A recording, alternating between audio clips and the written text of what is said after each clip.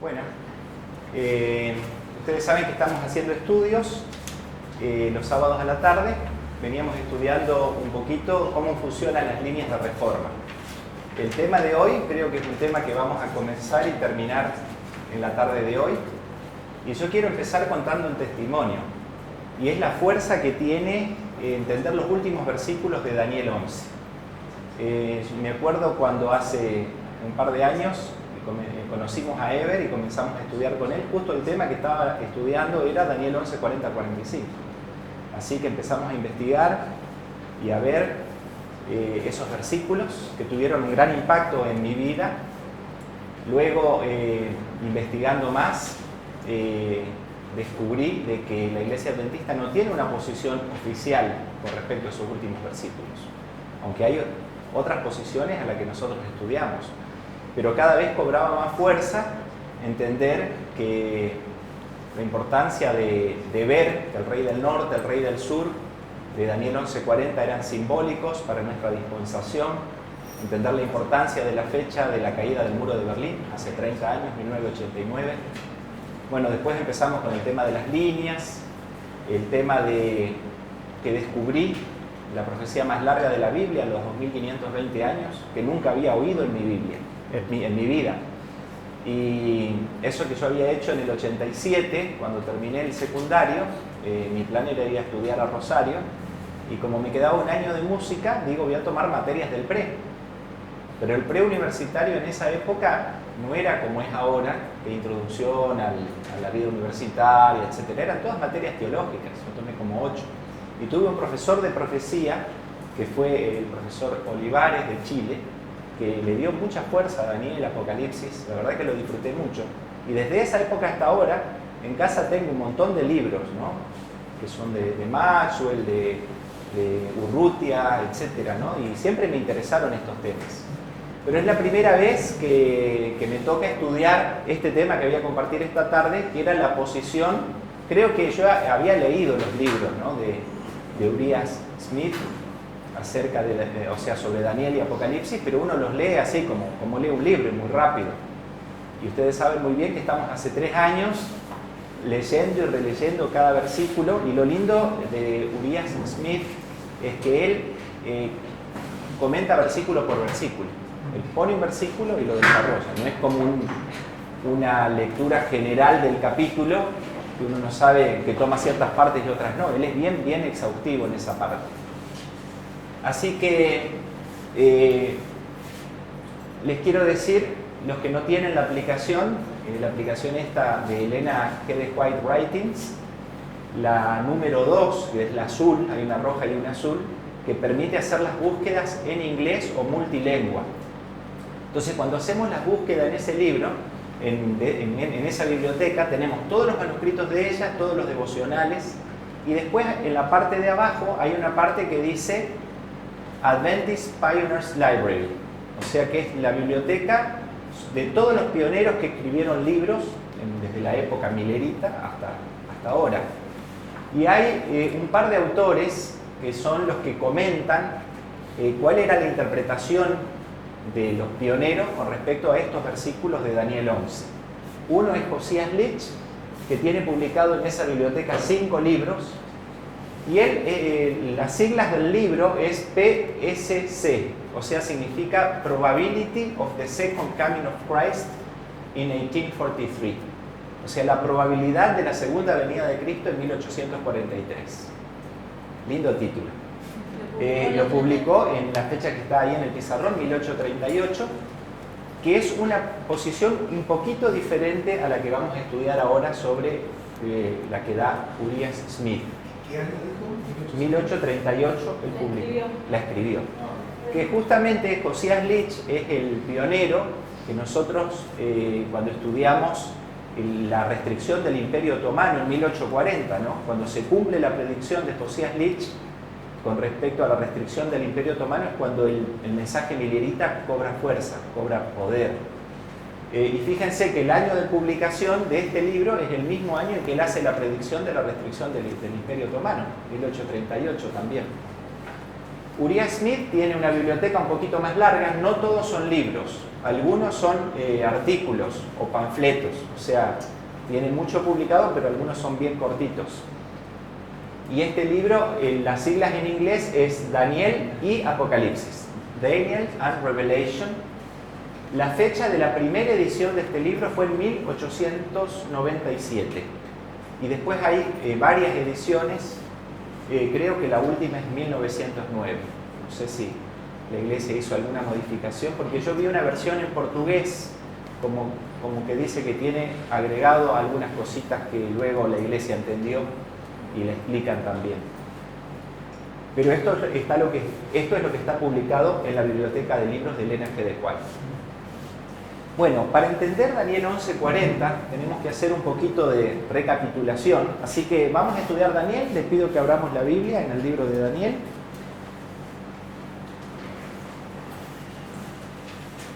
Ahí tenemos la historia, que es tal cual en la estatua, tal cual en las bestias que van saliendo del mar, tal cual Daniel 8, hay un orden de reinos sucesivo. ¿Cuál es ese orden de reinos?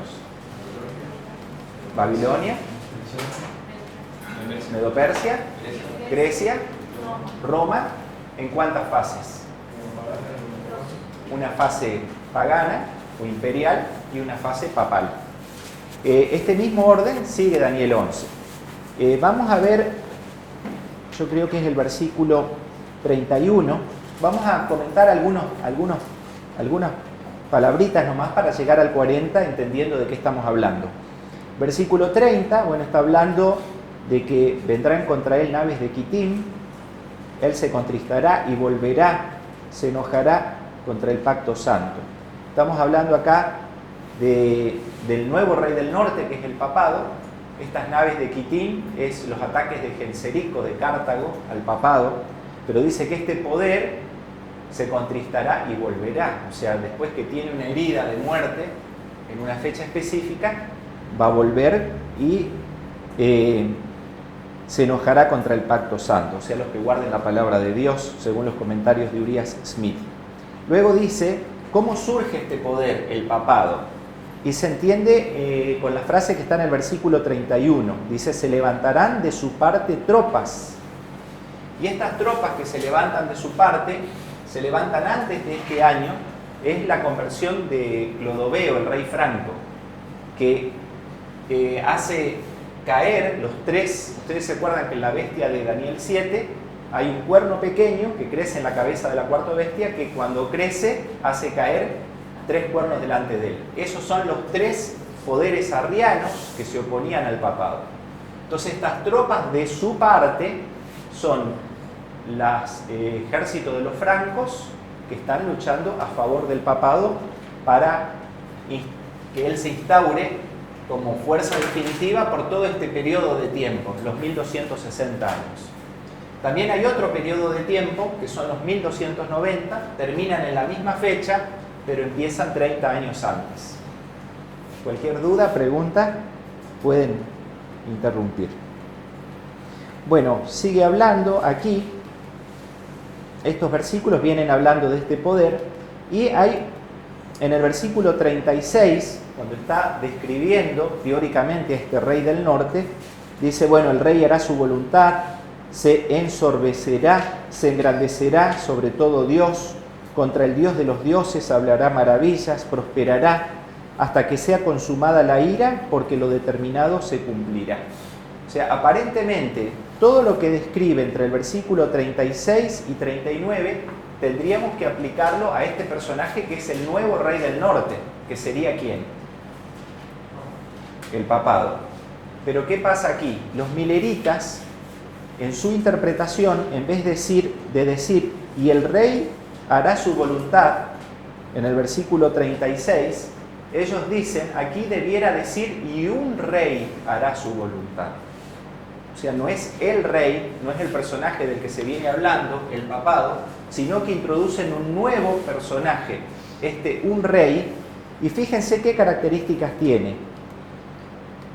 Por ejemplo, la segunda mitad, en el 37, dice, del Dios de sus padres no hará caso, ni del amor de las mujeres, ni respetará a Dios alguno, porque sobre todo se engrandecerá, mas honrará en su lugar al Dios de las fortalezas. En otras versiones dice a Mausín, Dios que sus padres no conocieron, lo honrará con oro y plata, con piedras preciosas, etc. O sea, ellos dicen, no puede ser el papado este poder, porque no puede estar en contra de Dios. El papado, aunque persiguió y oprimió al pueblo de Dios, siempre mencionan a Cristo, a los santos, a María, o sea, no está luchando contra Dios, sino que usan el nombre de Dios. Entonces, ¿cuál es este? Un rey que hará su voluntad. O sea, este es el cambio que hacen los mileritas, es en el versículo 36. Sí, hablo de Uriah Smith. Dice que un rey tiene que, y explica el tema de la Revolución Francesa. Ellos dicen que, o sea, sabemos que en esta historia la herida mortal al papado fue hecha sobre finales de la Revolución Francesa. Esta revolución es lo que está marcado en violeta. Son 10 años de revolución. Empezó en 1789 y terminó en 1799. Y este poder tira abajo la religión, pero pone en su lugar un dios, ¿no? Que es la diosa de la razón. Ustedes saben, en la revolución se levanta esta diosa y bueno, dice, bueno, ahora a partir de ahora, el país que se declara ateo favorece esta diosa, la diosa de la razón. Y es así que en medio de la Revolución Francesa, en esta fecha, 1793, se da un decreto por el cual se proscribe, voy a decir bien cómo son los términos, es en contra de la religión y de la Biblia. Es lo que estaba anunciado también en Apocalipsis 11:8, si alguien lo quiere leer.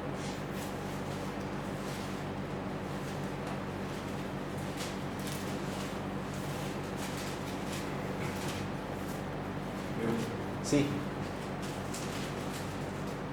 Y sus cadáveres estarán en la plaza de la grande ciudad. El cementerio principal se llama Sodoma en Egipto. Donde también nuestro Señor fue crucificado. ¿De qué viene hablando Matías allí? De los dos testigos, que dice que van a estar profetizando en ropas de silicio ¿por cuánto tiempo? 1260 años. Y luego son crucificados. ¿Y cuánto tiempo iban a estar en la plaza? 3 días y medio. Y estos 3 años y medio se cumplen en esta fecha, 1797, donde este decreto, que era en contra de la religión y la Biblia, es rescindido. Y hay ahora tolerancia a la Biblia. Este cumplimiento es Apocalipsis 11:11. Si alguien lo quiere leer. Pero después de 3 días y medio entró en ellos el espíritu de vida enviado por Dios, y se levantaron sobre sus pies, y cayó gran temor sobre los que los vieron. Exactamente. Bueno, entonces aquí están estos 3 años y medio en que se proscribe la Biblia y luego se quita esta proscripción. Sabemos que en esta historia está el encarcelamiento del Papa Pío VI por el general Berthier de Napoleón, que fue llevado a Francia, exiliado, y en este año muere Pío VI en agosto, y también Napoleón da un golpe de Estado y pone fin a la Revolución Francesa. Entonces, esta persona, Napoleón, pasa a ser para los mileritas el él del versículo 40. Entonces vamos a leer el versículo 40 de Daniel 11 para avanzar un poquito con nuestro estudio.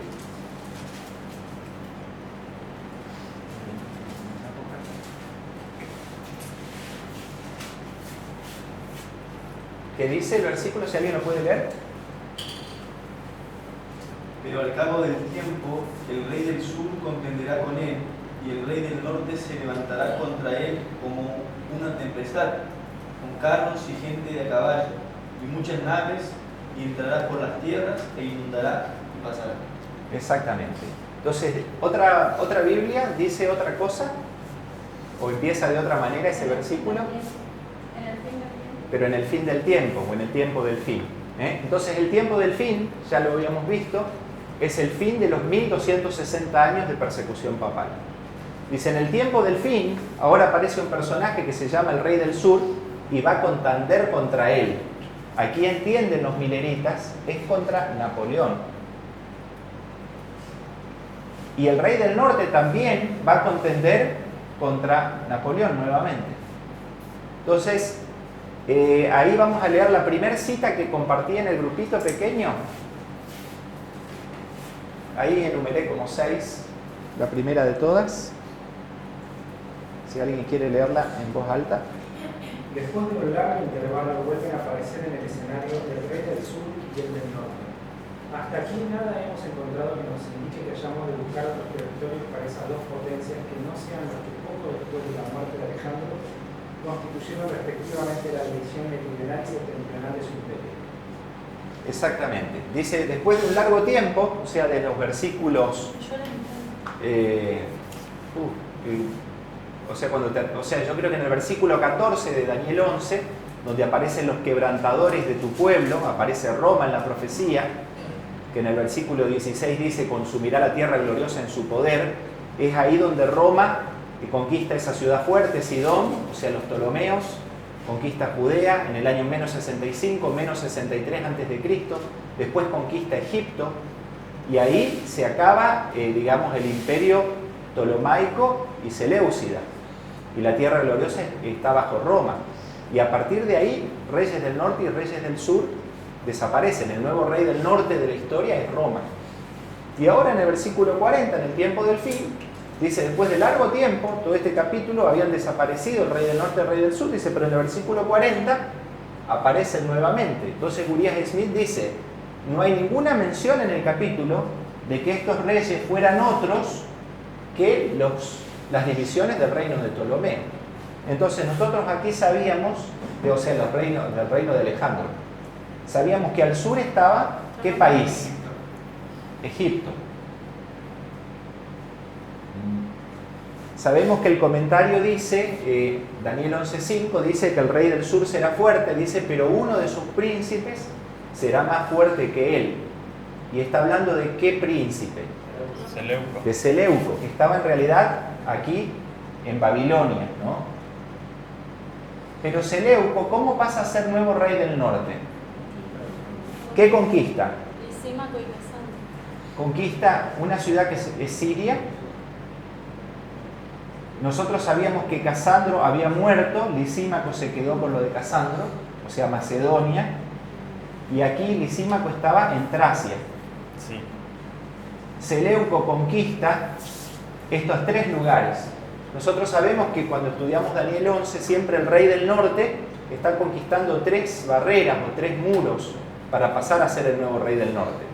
Así como Roma, hablamos hace un ratito, conquista a los Ptolomeos, a los Seleucidas y la tierra gloriosa. 3 cosas y pasa a ser el nuevo rey del norte. Aquí Seleuco lo mismo, conquista estas 3 cosas. Entonces Urias Smith dice, bueno, Egipto no cambia, es el rey del sur, Egipto literal, el país de Egipto. Y dice, hay un país que es Turquía, que por más de 400 años dominó esta zona, donde estaba Lisímaco. Entonces, para Urias Smith, el rey del sur, que contiende con Napoleón, que es el país de Egipto, y el rey del norte, que viene contra Napoleón con carros, con gente a caballo y con muchas naves, es Turquía, que es el reino actual o moderno que está ocupando la misma región que Seleuco ocupaba cuando conquista Tracia. ¿Se entiende? El comentario de Urias, esto es Daniel and Revelation, página 237.3. Dice así: Egipto continuó rigiendo el territorio designado como perteneciente al rey del sur, y Turquía durante más de 400 años gobernó el territorio que constituyó al principio el dominio del rey del norte. Entonces la pregunta es, en el tiempo del fin, en 1798, ¿hubo algún acorneamiento entre Egipto y Napoleón? ¿Y hubo también algún ataque de Turquía contra Napoleón que podamos decir que fue con carros, con gente a caballo, con muchas naves, históricamente? Cuando estudiemos la historia, veremos qué fue lo que pasó. Entonces, sabemos que acá Napoleón mete preso al Papa, o sea, estaba tomando poder en Europa, y las potencias europeas que estaban peleándose para dominar el mundo eran Inglaterra y Francia. Ustedes saben que los ingleses, con el mar, controlaban todo el Mediterráneo, controlaban el comercio que venía desde la India. Entonces, Napoleón dice, bueno, hacer un ataque directo de Francia a Inglaterra a través del Canal de la Mancha no va a dar muy buen resultado. Entonces ustedes saben que en la Revolución Francesa, bueno, hubo un reinado que fue durante el reinado del terror. El terror rojo fue guiado por los jacobinos. Después hay un cambio en la forma de gobierno que fue para un lado más conservador, que fue la época del terror blanco. Y luego hay otro periodo que fue la época donde se nombra un directorio a través de una constitución. Napoleón convence al directorio que la mejor forma de atacar a los ingleses era ir a través del Mediterráneo a Egipto y controlar todo el comercio que venía desde las Indias, que le iban a dar un golpe al comercio a los ingleses. Entonces, el 10 de febrero, esta fecha que está puesta acá, es cuando el Papa Pío VI fue llevado prisionero. Es la fecha que por ahí nos acordamos más como adventistas. El 3 de marzo del mismo año, todo lo que está desde esta línea violeta hasta allá, es lo que pasa en 1798. El 3 de marzo convence al directorio de que lo apoyen para hacer una expedición a Egipto. Pasan unos meses donde preparan todo. El 3 de mayo él sale de París y el 19 de mayo de Toulon, que creo que debe ser un puerto, con una flota grandísima, muchísimos soldados, cañones, y emprende su venida hasta Egipto. Entonces, este es el mapita que, como acá arriba quedó ocupado, ustedes saben que esta misma costa viene para acá arriba, acá estas dobles líneas es esto, y acá sigue, O sea, ¿se entiende el mapa? Sí. Bueno, entonces, ¿qué hace Napoleón? Con todos estos buques desembarca en Alejandría. Y julio es donde se liberan 3 batallas importantes. Una es la toma de Alejandría, el 5 de julio. El 23 de julio hay una batalla que se llama la Batalla de las Pirámides, que voy Cuando leemos el libro de Uriah Smith, él está hablando de que él trata de convencer a los egipcios de que era bueno que Francia intervenga en Egipto, porque ellos estaban siendo oprimidos por una clase gobernante que se llamaban los mamelucos. Esta palabra, bueno, yo busqué ahí en Wikipedia la definición de mameluco, viene de malaca, o sea, mameluco significa poseído, pero es que es posesión de, y viene de una palabra malaca que es poseer. ¿Por qué? Porque en Irán empieza toda una costumbre de traer esclavos de los eslavos del Cáucaso, de Turquía, de Grecia. Había distintos tipos de esclavos que traían los musulmanes y los islamizaban. Cuando ellos aprendían y se ponían a luchar del lado del Islam, o sea, eran convertidos directamente, ellos pasaban a ser hombres libres y les daban mucho poder, sobre todo poder militar.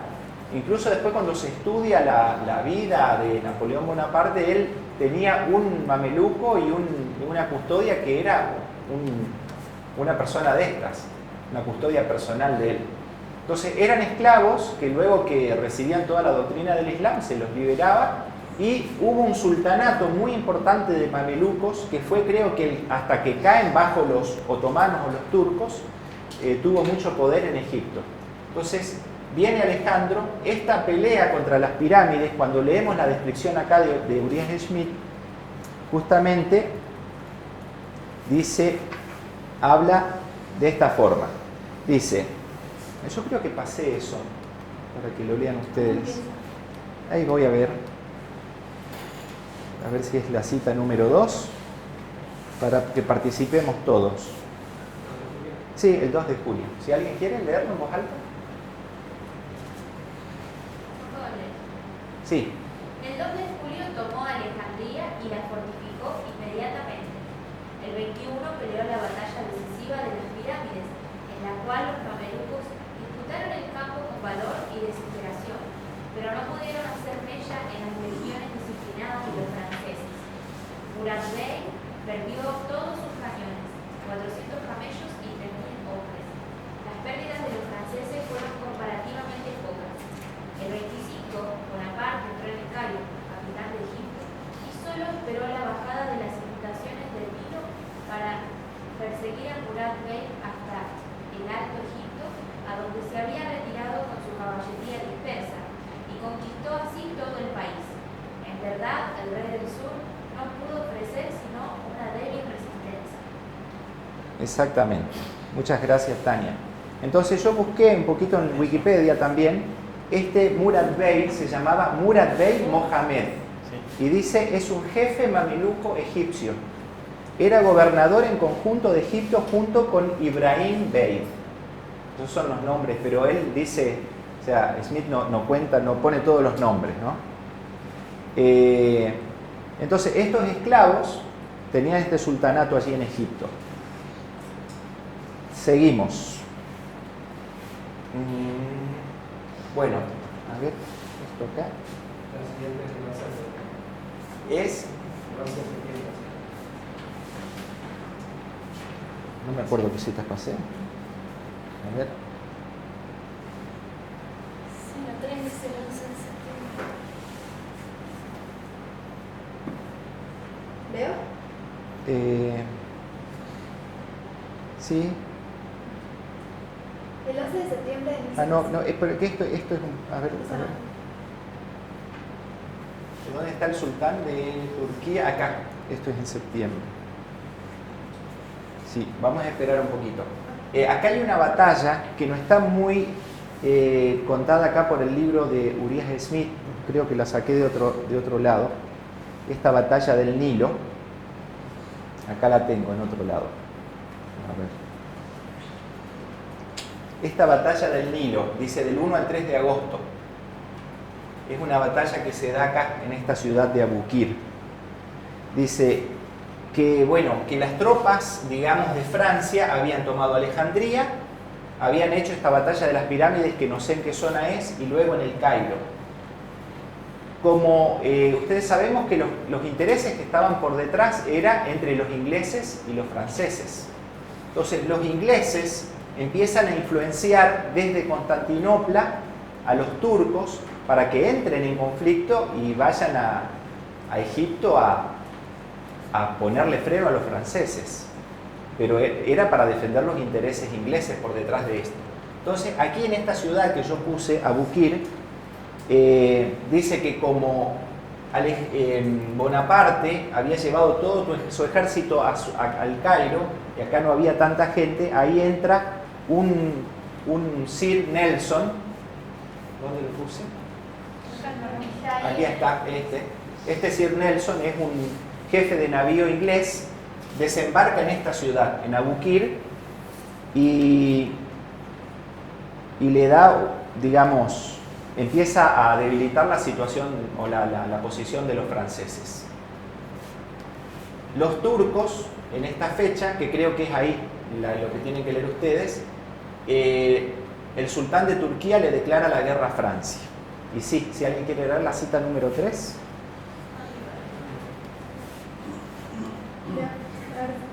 El 11 de septiembre de 1798, el sultán de Turquía, animado de celos contra Francia, arteramente comentado por los embajadores ingleses en Constantinopla y exasperado por Egipto, que había sido durante mucho tiempo semidependiente del Imperio Otomán, se transformaba en provincia francesa, declaró la guerra a Francia.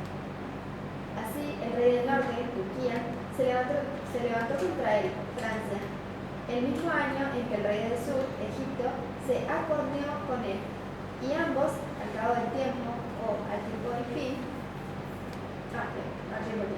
esta es otra prueba concluyente de que el año 1798 es el que inicia este periodo, y todo demuestra que es correcta la aplicación que se da aquí a la profecía. Sería imposible que se realizasen al mismo tiempo tantos sucesos que satisfacen tan exactamente las especificaciones de la profecía sin constituyense su cumplimiento. Muchas gracias.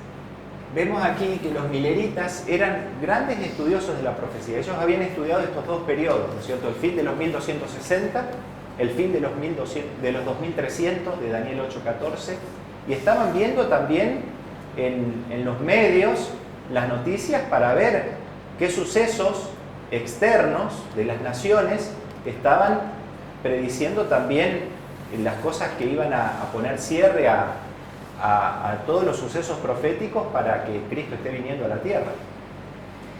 Nosotros sabemos que hay citas de Elena de White de que hablan de que Cristo, posterior al chasco, a 1844, Él hubiera venido si su pueblo estaba listo. También hay citas de ellas que nos dicen que alrededor de unos años después de 1888, cuando John C. Wagoner trajeron el mensaje de la justificación por la fe, que ella dice era el mensaje del tercer ángel en verdad, y si la iglesia hubiera recibido ese mensaje hubiera dado el fuerte pregón al mundo y Cristo hubiera venido. Pero la profecía del libro de Daniel no hubiera quedado truncada sin que una parte se cumpliera. Yo creo que esta interpretación que tenían los mileritas, si Cristo hubiera venido en esa dispensación, quizás eran los hechos externos que el pueblo de Dios tenía que estar viendo para saber de que realmente la venida de Cristo estaba cerca. Una teoría, pero es teoría solamente, los que estudiamos los 2520, sabemos que es una profecía, si la hacemos chiquitita acá, muy chiquita,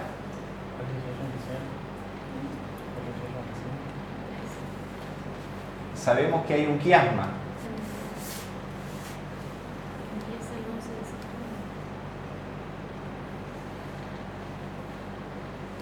La predicción del cautiverio de Manasés y de Judá fue dado por el profeta Isaías en el año 742 a.C. Pasaron 19 años hasta que cae el reino del norte, o sea, Israel. Desde allí pasan 2520 años hasta 1798, que es esta fecha, el tiempo del fin. Luego de 46 años cae Judá, el cautiverio de Manasés, en el menos 677 a.C. Desde allí pasan 2520 años hasta 1844. Y luego pasan 19 años para que el quiasma sea completo, y es acá donde se funda y se organiza la Iglesia Adventista del Séptimo Día. Yo creo que más bien es un tema de organización ahí, ¿no? Se crea la conferencia general. Pensando que quizás, si es después del chasco que tenía que haber venido Jesús y este quiasma tenía que ser completo, quizás ellos estudiando estas cosas podrían haber predicho en qué fecha aproximada podía haber venido Cristo. Y ellos tenían que estar mirando estos sucesos. Luego de este paréntesis, volvemos a la historia de Napoleón. Sabemos que todas estas cosas están pasando en este año, que es el año que los mileritas y nosotros llamamos es el tiempo del fin para esa dispensación.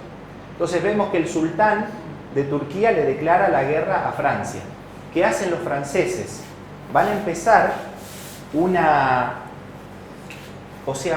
a venir desde el Cairo hacia el norte con el objetivo de llegar a Siria. Estos son nombres modernos de los países. Yo estaba viendo un poquito el mapa, vi el delta del Nilo, me interesó mucho este canal artificial que conecta con el canal de Suez. Esto acá que se ve es el Mar Rojo, que si ustedes ven en el mapita tiene como dos cuernitos. En el cuernito que está hacia el este,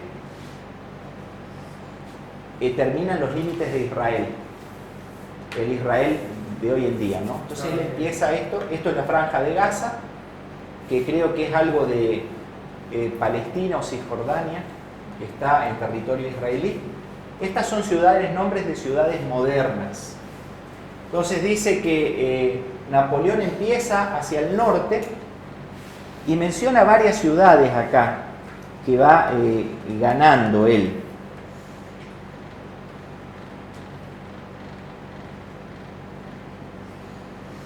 Dice que empieza esa marcha desde el Cairo hacia Siria, la capital de Siria es Alepo.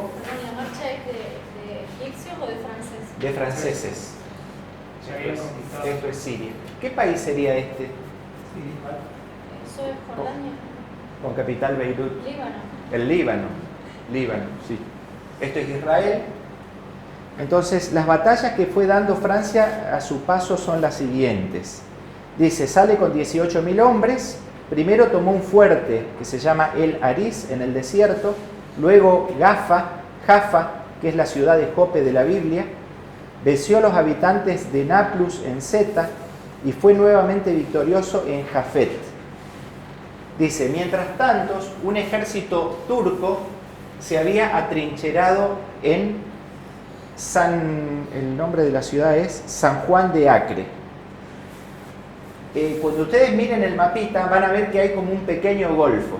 En esta ciudad está Haifa, de este lado, y de este lado San Juan de Acre. Es acá donde se va a desarrollar lo que vamos a leer ahora.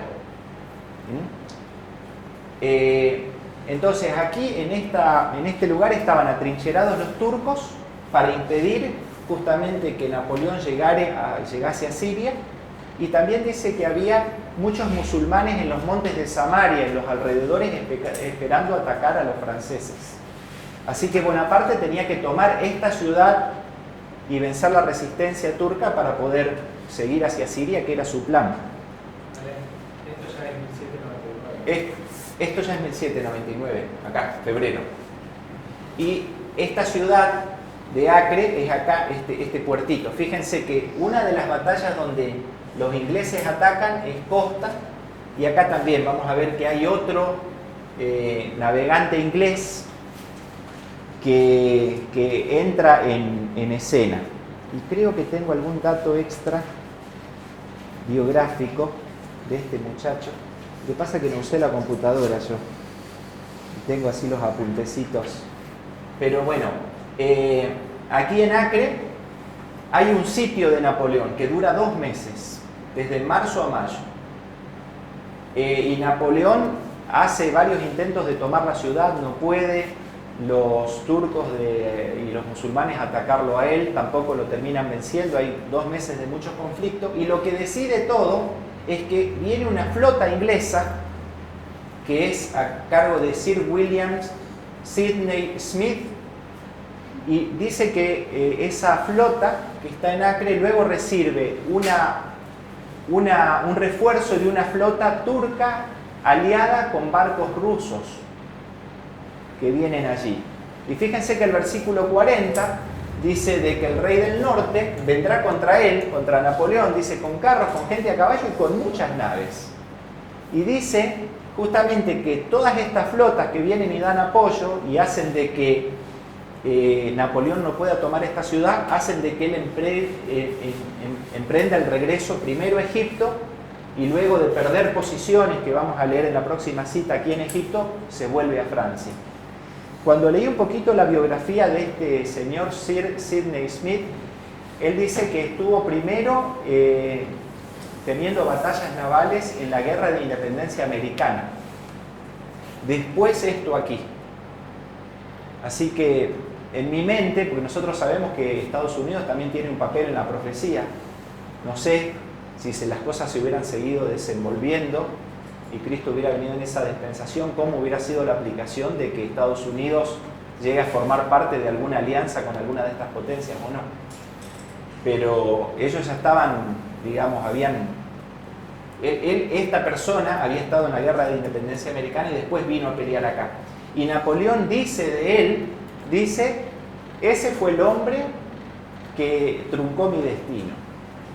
Como que la pérdida de Napoleón ahí y que lo hace volver atrás, fue lo que a él le impidió conquistar, porque el plan de Napoleón no era solamente conquistar Egipto y Siria, el plan era ir hacia el este y hacer las mismas conquistas que Napoleón hasta el Ganges, hasta India, y ganarle todo el comercio a los ingleses. O sea, era un plan realmente ambicioso. Entonces él tiene que volver primero a Egipto, y si alguien puede leer la cita número 4.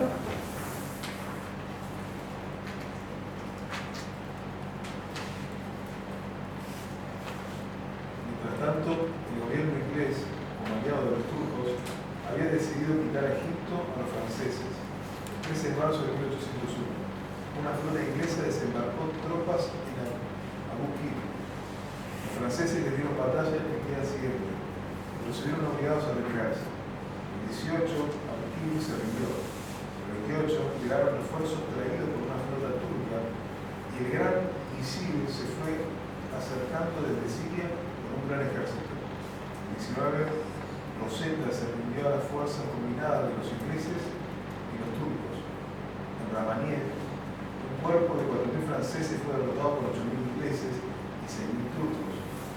En el Menasher, 5.000 franceses se vieron obligados a retirarse. El 18 de mayo,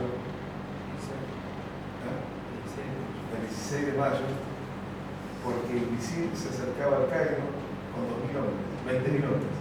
Todo el ejército francés quedó entonces encerrado en el Cairo y Alejandría. En Cairo, capítulo el 27 de julio, y Alejandría el 2 de septiembre. Exactamente. O sea, es ahí cuando Napoleón vuelve a Egipto y se tiene que volver. Ahí dice Abu Qir.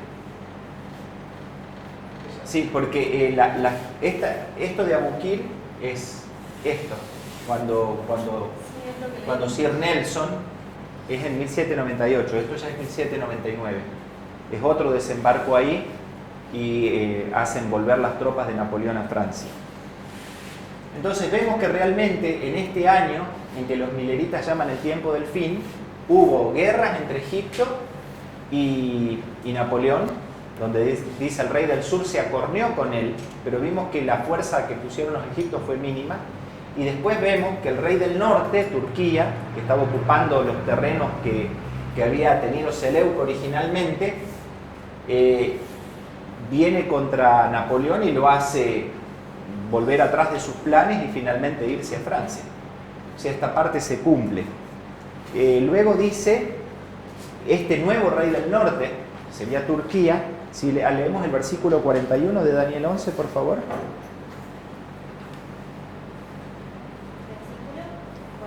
Daniel 11, 41. Entrará a la tierra gloriosa y muchas provincias caerán, mas estas escaparán de su mano, Edom y Moab y la mayoría de los hijos de Amón. Y el versículo 42 también. Extenderá su mano contra las tierras y no escapará del país de Egipto. Exactamente. Fíjense ustedes que cuando los turcos corren hacia atrás a Napoleón hasta Egipto, ellos van por la costa. Y justamente estos países que están al este del Mar Muerto y del río Jordán, que son Edom, Moab y todos esos, no se meten con ellos, ni la tierra gloriosa se toca porque van hacia Egipto. Por eso dice se salvan, ¿no? La interpretación de Urias Smith. Y luego también vemos que el rey del norte dice no escapará el país de Egipto. Terminan conquistando Turquía, Egipto y corriendo a Napoleón hacia Francia. Eso también se cumple. Bien literal. Bien literal. Es todo literal. O sea, la interpretación de Urias Smith, el rey del sur es Egipto, un país literal. Turquía, el rey del norte es el país literal de Turquía. Yo ahí estoy viendo que más que Egipto como rey del sur es Francia. Y No, sé, no, no. porque Francia es el que actúa de parte de Egipto. Son los franceses los que... Claro, los egipcios, digamos, preferían una invasión francesa que los libere de la opresión que tenían por los mamelucos y el comercio de los ingleses, que tener una opresión por parte de los turcos. O sea... Pero ahí la lucha es más entre Francia y Turquía. Sí, es como que acá hay tres personajes. No es como nosotros que decimos ese él es el rey del norte y él es el rey del sur y tenemos dos personajes. Ellos tenían tres personajes en su mente. Por eso ahí el rey del norte, o sea, Turquía, o sea, uno con los ingleses, atacan a él, que sería... Ellos atacan a Napoleón, a Francia. pero Después que atacan a Francia, conquistan Egipto, que era el aliado. Que era el rey Pero del primeramente sur. se habían acorneado Entonces entre son ellos. dos con cada uno un aliado. Hay aliados, sí, hay aliados, porque con los turcos están los ingleses, parece que estaban los rusos. Que si es así, si fuera Francia, el rey del sur tiene sentido porque los jacobinos ya sabemos que eran el rey del sur sur. Sí, no, pero vos estás mezclando nuestra interpretación que tiene que ver con el ateísmo como rey del sur, el rey del sur resucitado, porque para nosotros en el tiempo del fin todos los personajes pasan a ser simbólicos. El papado, el rey del norte simbólico, el rey del sur el ateísmo y ponemos a Francia ahí. Pero acá, digamos, Egipto es la potencia que está al sur que se acornea con Napoleón, porque hay una guerra entre Egipto y hasta que Napoleón termina conquistando todo. Y luego Turquía, hay una guerra literal contra Napoleón que lo echa primero de la expedición que él quería hacer contra Siria y después también lo echa de Egipto y termina también conquistando Egipto. Claro, y de paso, que lo sacan a Napoleón, ya que estamos conquistan Egipto. Exactamente. De ahí- Francia nunca fue el rey del sur en esta interpretación. No, es Egipto. Es Egipto.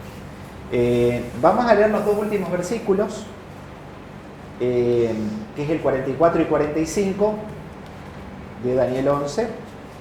Si alguien quiere leernos en voz alta, Cande. Pero noticias del oriente y del norte la atemorizarán, y saldrá con gran ira para destruir y matar a muchos. Y plantará las tiendas de su palacio entre los mares y el monte glorioso y santo, mas llegará a su fin y no tendrá quien le ayude.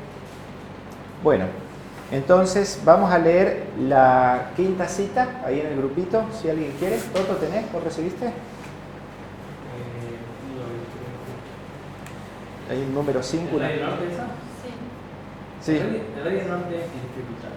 Acerca de este versículo tiene a Adam Clark una nota que merece transcribirse. Dice, se reconoce generalmente que esta parte de la profecía no se ha cumplido todavía. Exactamente. O sea, dice, para Urias Smith, incluso el versículo 44 y 45 estaban todavía en el futuro. Fíjense que él estaba escribiendo la historia de ahí, de esta fecha, ¿no? Y después está esa nota ahí, si quieres leerla, la siguiente, porque dice que lo que dice Urias Smith es que cuáles son las fuerzas que a los turcos, porque el rey del norte acá es Turquía, lo iban a atemorizar. Y dice, iban a ser noticias que tenían que venir del este, o sea, de la zona que estaban antes los persas, y del norte, que es la zona que estaba Rusia. Y hay una guerra que pasa unos años más adelante, que justamente es la guerra de Crimea, donde los rusos entran en conflicto con los turcos. Así que lees esta segunda parte, esta nota. Esta nota se imprimió en 1825. En otra parte de su comentario dice, si se ha de entender que, como en los versículos anteriores, se trata de Turquía, puede significar que los persas al este y los rusos al norte pondrán en aquel momento el gobierno otomano en situación muy embarazosa. Entre esta conjetura de Adam Clark, escrita en 1825, y la guerra de Crimea entre 1853 y 1856, hay ciertamente una coincidencia sorprendente, por cuanto las mismas potencias que menciona, los persas al este y los rusos al norte, fueron las que instigaron aquel conflicto. También Uriah Smith hace el comentario, porque ahí dice de que el rey del norte, cuando siente estas noticias que lo atemorizan, sale con gran ira a matar a muchos.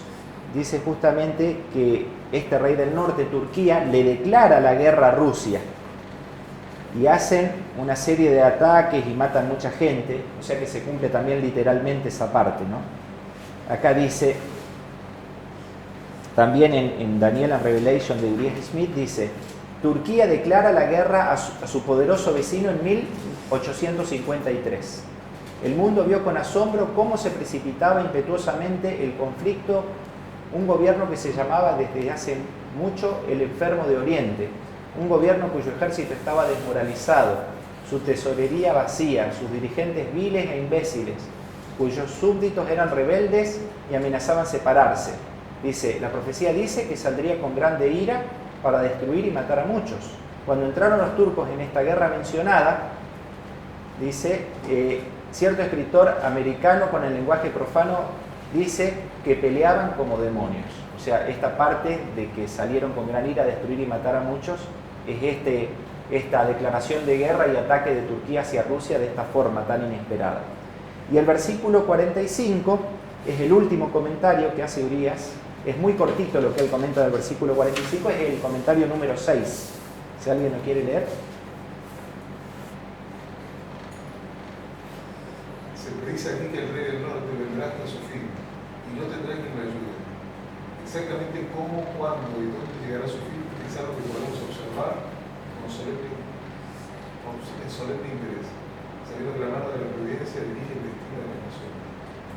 Exactamente, o sea, como que esta parte de que Turquía iba a poner las tiendas de su palacio entre los mares y el monte santo y glorioso, dice, ¿no? Y saldrá con gran ira y etcétera, es la parte que incluso en los días de Urías él dice, esto está todavía en el futuro y no sabemos cómo va a llegar a su cumplimiento.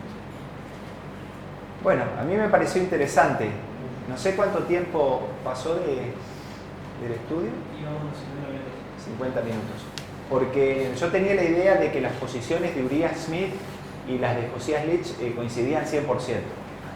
Si ustedes se entran a este librito, La probabilidad de la segunda venida de Cristo en 1843, él también comenta versículo por versículo todo. Se puede copiar y pegar la explicación de los versículos 40 al 45 en DeepL y la tienen en español. El que me pase su mail por el grupito y la quiera, yo se la puedo pasar. Pero básicamente Josías Litch dice que al final de los 1260 años ya deja de existir este rey del norte que es el papado y el principal protagonista acá es Francia. Entonces dice, el punto de referencia tiene que ser Francia ahora. Quizás en la forma que nosotros antes estudiábamos, o sea, la interpretación literal que tiene que ver con los reyes del norte y del sur es la siguiente. Nosotros sabemos que aquí está Jerusalén y sabíamos que Babilonia los atacaba por el norte de Jerusalén. Por eso llamamos a Babilonia histórica o literal el rey del norte. Y que Egipto era el rey del sur literal. Entonces, pero el centro de esto acá es justamente Israel, o Jerusalén, o Palestina, la tierra de Canaán, la tierra gloriosa de la antigüedad. Entonces, Josías Litch dice ahora, el centro no tiene que ser Francia. Entonces, si hacemos esto mismo, si el centro es Francia, dice, bueno, ¿qué potencias están al sur de Francia? Y él describe una alianza que hubo ahí entre Cerdeña, España y otros países que estuvieron 6 años aliados contra Francia. Y lo que estaría al norte de Francia sería Inglaterra. ¿Te explica por qué considera Francia ahora como la tierra gloriosa? No, él dice que no la considera la tierra gloriosa, sino que una vez que Francia derroca el poder del papado, pasa a ser el centro de la profecía. Entonces tenemos que ver quiénes están al norte y al sur de Francia para saber quiénes son los reyes del norte y del sur. Pero es una explicación diferente a esta de Uriah Smith que estudiamos ahora. Simplemente para saber historia, simplemente para... ¿Qué dice eso, perdón? Esta postura está en el libro de Josías Litch. La que estudiamos a lo largo ahora es la de Uriah Smith, donde él ve que en este año, que nosotros llamamos el tiempo del fin, realmente hubo un conflicto entre un rey del sur literal, Egipto, contra Napoleón, y entre un rey del norte literal, Turquía, contra Napoleón. Y él habla de eso con Daniel 11:40. ¿Quién? Josías Litch. Josías Litch es otro, sí, él hace todo un comentario sobre Daniel, también versículo por versículo, y comenta otra cosa que es lo que yo expliqué ahora. Lo de José Litch, por las dudas, quien quiera verlo, está en el 3er capítulo de ese libro. Sí. Bueno, no sé si hay preguntas. Sí. ¿Puedes repetir cómo toma la referencia ahí? O sea, ¿se sabe cómo es? ¿Cuál? Cuando pasa a ser Francia el foco. Cuando pasa a ser Francia el foco, en el tiempo del fin, lo que dice Josías Litch, ahora el centro es Francia. El papado ya está quitado del medio y ahora tenemos que ver qué potencias están al sur y al norte de Francia para saber. En el versículo 40 aparecen de vuelta el rey del norte y el rey del sur. Él no interpreta de que Francia en sí mismo es un rey del sur simbólico, sino que lo ve como El problema yo creo que está en la interpretación de ellos, que en el versículo 36 de Daniel 11, en vez de decir el rey del norte, que es el papado, y todo lo que describe, ellos dicen un rey, en diferencia de el rey. Entonces ellos están introduciendo un nuevo personaje acá, y es Francia en la Revolución Francesa. En el original daba pie para que pueda ser cualquiera de esas dos, ¿no? O, digamos, en el escrito original, no sé si bien usaba, como que no tenía artículo, entonces podía ser cualquiera de los dos. No hay artículos. Yo no sé, no conozco Pregunto las para reglas saber del si la hebreo. interpretación acerca del versículo era como Sí. válida para las dos. Entonces Sí. pueden ser las dos. Ustedes que saben algo de hebreo, yo lo que sí sé que es un idioma que no tiene vocales, o sea, están las consonantes, pero yo creo que entre decir un rey y el rey hay una consonante que diría de que deberíamos decir el rey, y todo lo que está descrito entre los versículos 36 al 39 tiene que hablar del papado. Es lo mismo, acá estoy buscando en Strong, es la misma palabra, el de 36 y el del 40, cuando dice el rey del sur, o el rey, es la misma palabra. Claro. Por ahí la diferencia está en que ahí dice el rey o un rey, y el otro dice el rey del sur, el rey del norte. Eso por ahí es lo que hace. Claro. Bueno, creo que sí. Sigue esto, yo creo que el sábado que viene le toca a Nico. Va a presentar otro tema. Así que bueno, gracias por participar. Hacemos una oración.